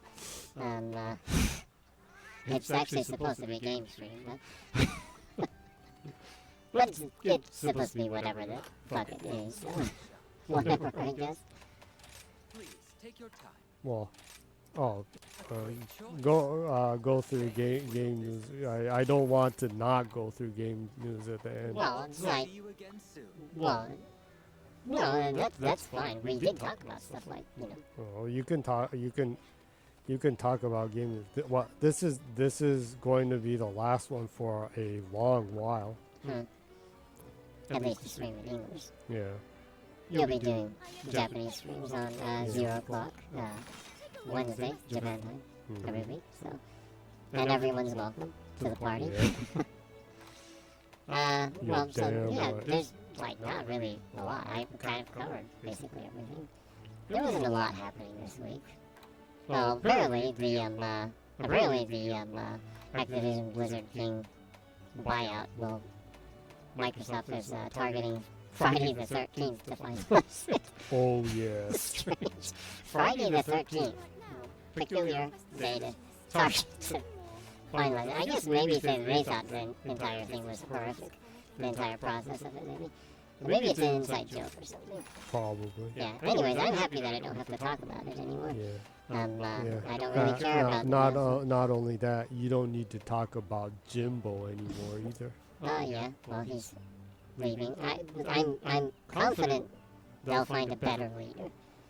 So I'm looking forward to that too because He was like the worst. Yeah, I actually really like Sean Layden. I think he was a good leader. I mean, like, it doesn't mean a lot to me or matter to me So I may be qualified to who's leading the other side, but I at least even if it's not a council I'm invested in or use or play on, I don't want a total idiot to be running the show. Yeah, because you know competition is always good. Like the best times of gaming was when everyone was doing good. Yeah. You know, like 360, PS3, and GameCube has so much awesome games. Yeah. It's great when it's like that. So yeah. Anywho, that's about it. I guess hardware sales in Japan. Xbox sold 4,528 units this week too, so they're kind of staying in a pretty good place overall. I guess they're still continuing to make sure they supply, since the demand is really high thanks to Starfield. Yeah, I'm actually seeing normal people talk about about their games and stuff like that now, which is nice to see. And, not the same faces that I've seen the last decade of talking about, which is also awesome too. But new blood being pumped into into the platform is always a welcome thing. So yeah, so that's about it, I guess. You sure? Yeah, that's about it. It is the last one for a long time, so you can go ahead and put anything out that you want. That's about it. It's not my stream. I don't have any personal wishes.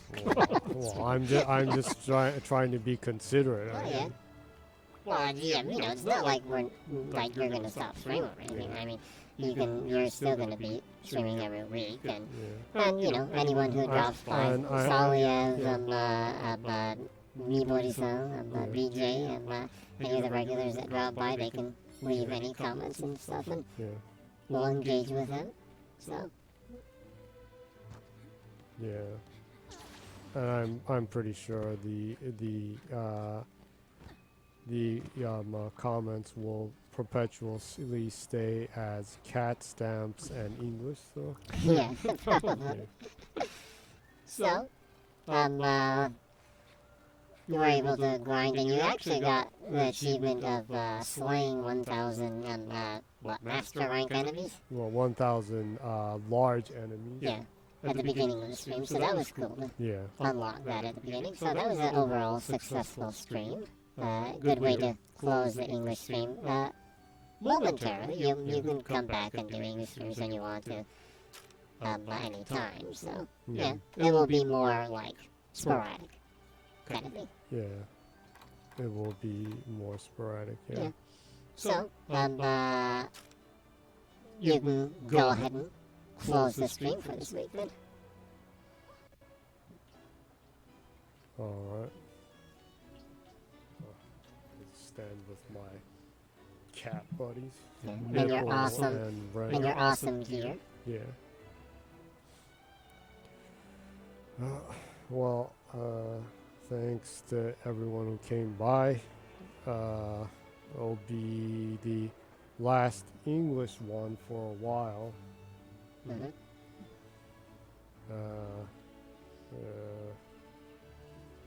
Might be doing them again when things calm down. When you have more time. Yeah, because I will finally be doing business stuff. Other stuff. Yeah. Yeah, and I am actually trying to do good in the world. Yeah. And would very much appreciate any kind of help I More can support. get. Yeah. And support. Yeah. Sadly, old beat up woman's help does not seem to be very needed or wanted.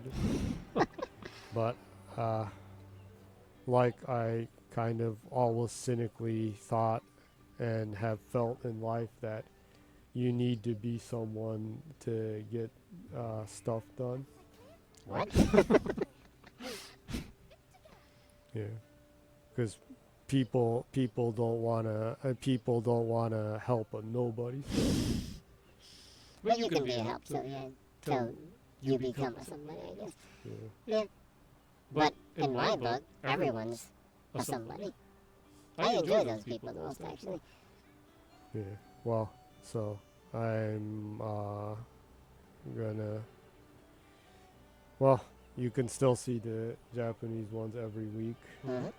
Still wacky Metal Gear stuff going on. Yeah, you're still going that game. Yeah. Seems to be reaching the climax. So. Oh yeah. So anyone is welcome to come by. It's Japanese, but if you comment in English, we will talk and interact in English. Everyone is welcome. Yeah. And I hope you check out the YouTube because there are other stuff, and most of the content is in Japanese. Yeah. But it is for a good cause. Yeah. And I would appreciate if I could even monetize pennies. Because everything that you make, you're actually going to give to charity. So. Yep. And that's why I'm helping too. So. Yeah. So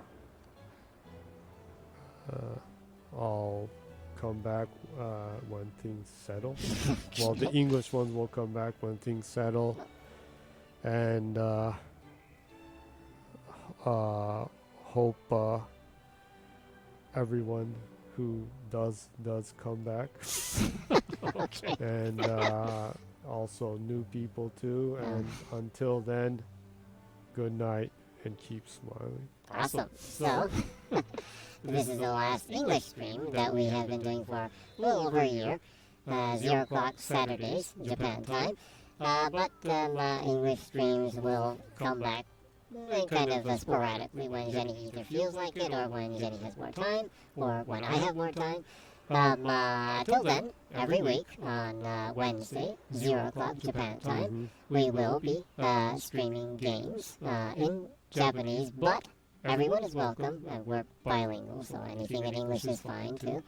And we really don't care if like the entire show is in English either. So, everyone feel free to drop by on Twitch and Wednesday 0 o'clock Japan time. And backlog stuff, archives are put up on YouTube. If you go to YouTube and you click the search bar and put ZGENNYY, Jenny will pop up right up there.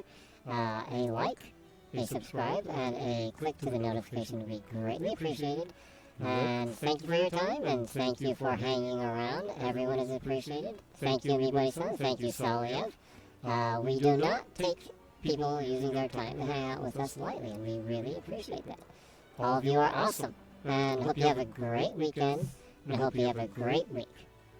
Hope to see you sometime soon, and so, bye-bye, I guess. Yep. See ya! Thank you.